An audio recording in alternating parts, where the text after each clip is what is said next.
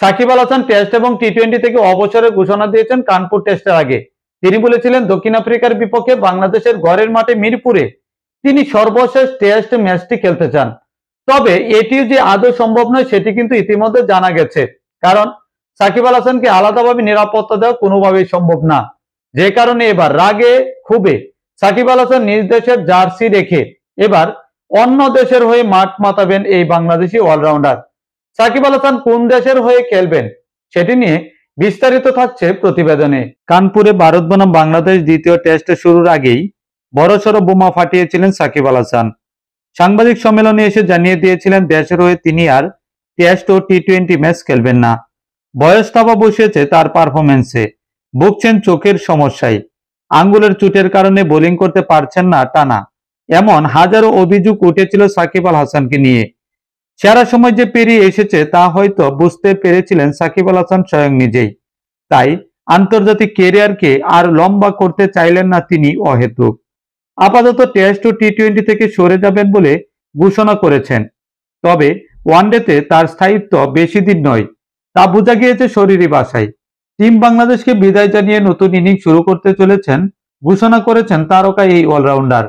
কানপুরে ম্যাচ শুরুর আগে সাকিব সাংবাদিকদের জানিয়ে দিয়েছিলেন সবকিছু ঠিকঠাক থাকলে দেশের মাঠে দক্ষিণ আফ্রিকার বিপক্ষে সিরিজ দিয়েই টেস্ট ক্রিকেটকে তিনি বিদায় জানাতে চান।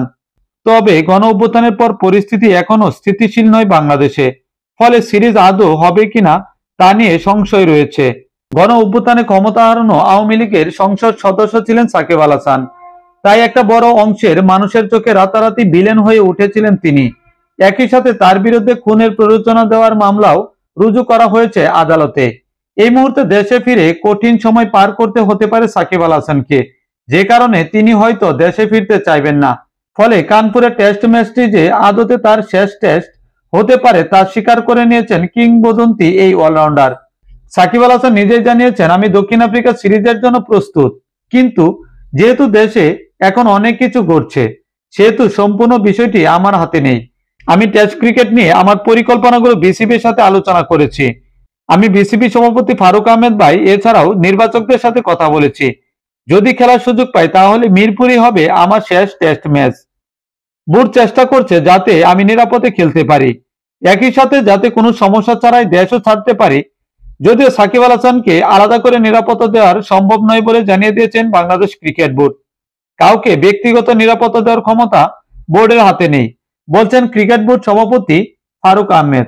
আপাতত কিছুদিনের বিশ্রামের পরে ফ্র্যাঞ্চাইজি ক্রিকেটের দুনিয়ায় ফিরতে পারেন তিনি।